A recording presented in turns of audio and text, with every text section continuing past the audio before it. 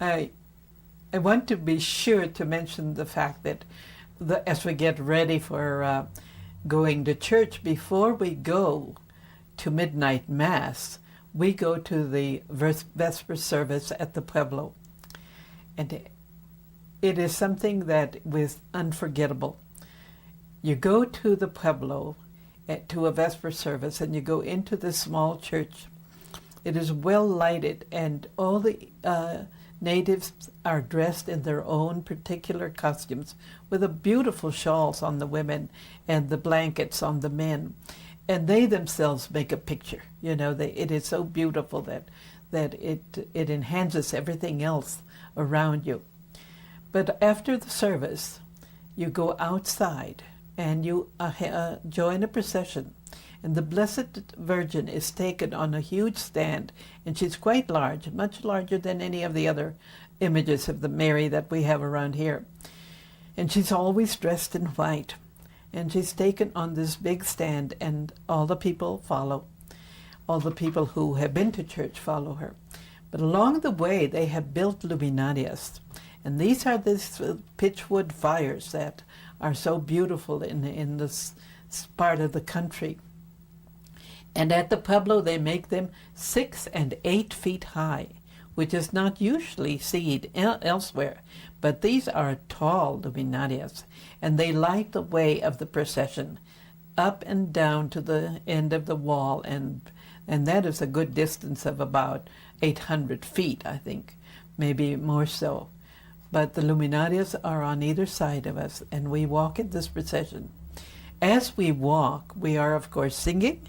We're singing some of the Christmas hymns, and the men are shooting the guns. And it's interesting to feel that, because it's sometimes, if you're strange to it, you know, you wonder why it's that. But to them, it's been used as a symbol of joy, of accomplishment, of something, and of celebration. And so that becomes a part of the religious service. But really, the smoke that goes from all those pitchwood fires is so interesting to see it against the dark night. And the fires are not built only on the ground, usually a snow-covered ground, which makes it so dramatic. The fires are sometimes built on top of the roofs of some of the homes. And that is what makes that night so absolutely dramatic and unforgettable. Anyone who has been to that will never forget it. But it's after that Vesper service, when you have already had that great joy and sense of companionship with the people who have been our neighbors and with whom we have great relations, then you come home and you get ready to go to the midnight mass. And before you go to that, you have to get things ready for what we call los abuelos, which is very different from anything else that's done elsewhere. I'm not quite sure what the symbol of it is, but I suspect that it comes from the idea that long ago, with the Spanish custom, came the idea of asking for oremos. And we have a little verse that says, oremos, oremos, angelitos temos, del cielo vinemos a pedir oremos. Now, translated, that's not word by word, but literally it means we are angels who have come down from heaven and are asking for prayers. It has been changed at times, you know, to say other things, but I believe that is the original sense of the little verse.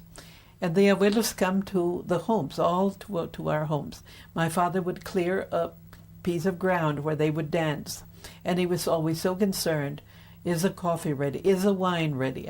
Have you set out the empanaditas? All the good foods that we had made are set out on the table at that time.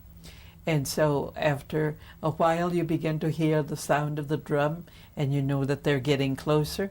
And finally, they come to your home, and you open the door wide, and after they have danced, they come in. They carry a big white flour sack with them, and in it you share all the goodies that you want. You put in empanaditas and cookies and oranges, apples, candy, everything that you have in your home, and send them on their way, and they go off. Now, one of the things that is important to remember about them, it's not just for show. This was one way of preserving the faith of the people. The idea of the abuelos is that these men come. They represent spirits. Some people say spirits of the mountain, but they represent spirits, and they ask that the children say their prayers. And so for weeks before that, you're trying to learn your Hail Marys and Our Fathers to be sure that when the abuelos come, you will be able to recite them. They rarely make you recite them, but that feeling is there, and sometimes that fear is there, and the learning is certainly there. The children do learn their prayers, or did in the past, and so it was a very healthy way of teaching the religious life to the child. And after the abuelos have gone, then another group sometimes comes in, but you're always prepared for that. That is part of Christmas. You don't forget that, and you are always preparing for it. I think that the other thing that's important to remember in New Mexican Christmases is that the farolitos and the luminarias that I have been talking about are a very special part of Christmas. I cannot imagine Christmas without them. They symbolize the light that we have for the child, for the Christ child, so he can find his way to our homes and our hearts. That was the first meaning of it, when a candle was always lit and placed in windows throughout a home, lighting the way for the Christ child. And it became later a matter of lighting a pitchwood fire and eventually the farolitos. The farolitos are bags, paper bags, and they represent a lantern. And I think that has been confused in the recent past, let's say, because they have often been called luminarias. Those are not luminarias. They are lanterns. The word farol is a word for lantern, and they are lanterns. The beautiful thing is to see them all around our church, on the roof, on the tapia, the half wall around it, all along the walks. But not only in church, because we do it at home. Here, because I have a tapia, the whole tapia is filled with farolitos. The walkway to the gate is filled with farolitos. The porch is lined with farolitos. And this is true of all homes. And now, of course, business places, every place is lit, and it's a gloriferous sight. They are just beautiful to see. In many places, they have tours just to see them. But sometimes we forget the real meaning of it because we are so taken by the sight of it that we forget what the real meaning of them is. And I think they are special in that sense. The traditions that I have been talking about have been part of the Hispanic traditions, but with a mixture of some of the other cultures that we have in Taos. As I said before, the Teutonic fire wheel comes from the Germans, and certainly we always sing Silent Night, and that is certainly a German influence. But there are so many other special things that we need to be aware that are celebrated now that were never a part of our tradition.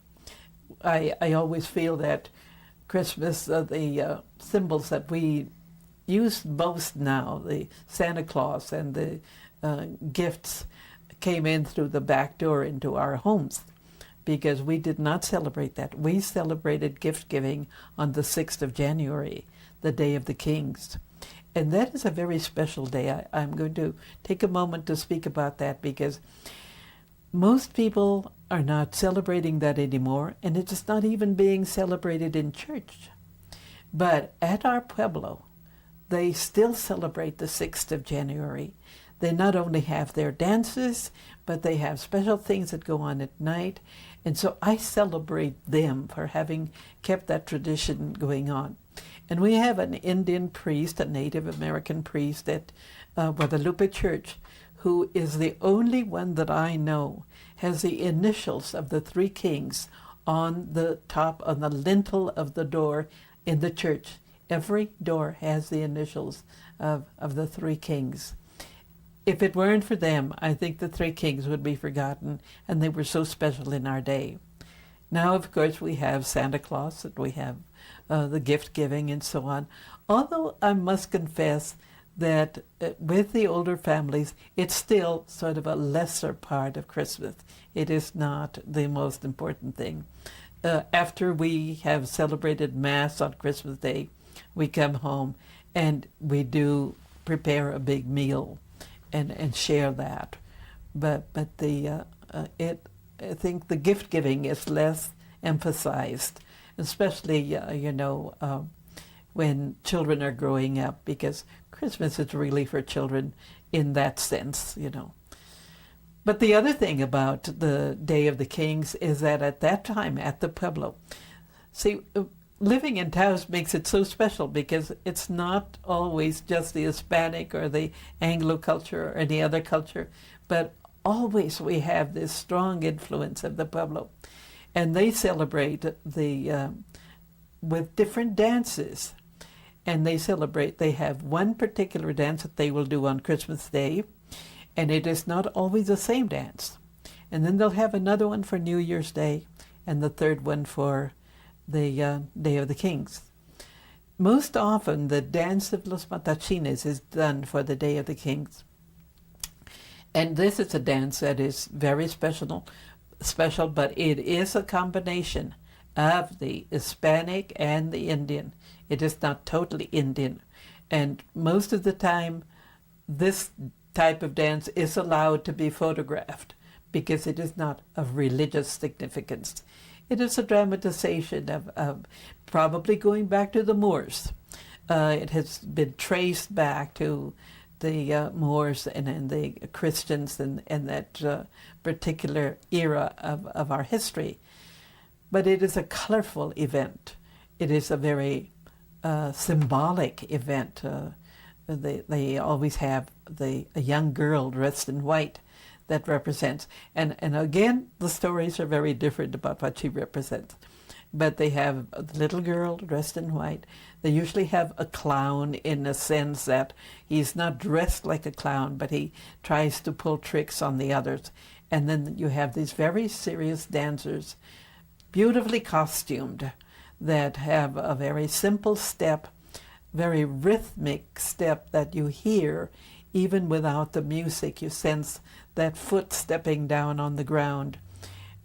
And it is one of those dances that you will never forget if you have seen it.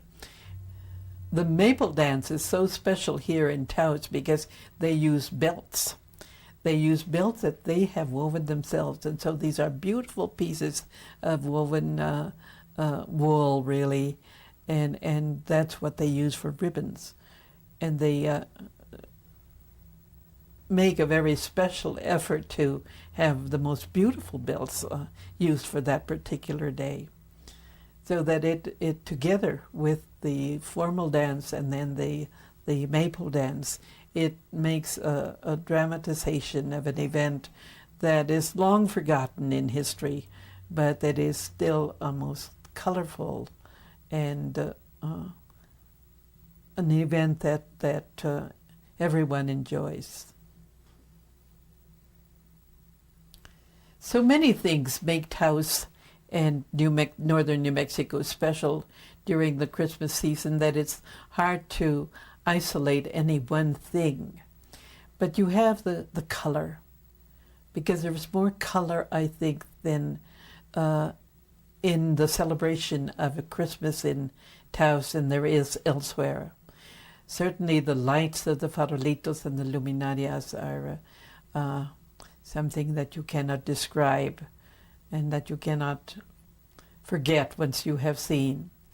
Then there is also the dances that are held not only at Taos Pueblo, but in all our different pueblos with all their colorful costumes and the music. And there is something about those dances that I have stood participating in as an onlooker, and I have forgotten that I am an onlooker, because the rhythm of that drum goes into you so that you feel every beat of that drum and you become part of it.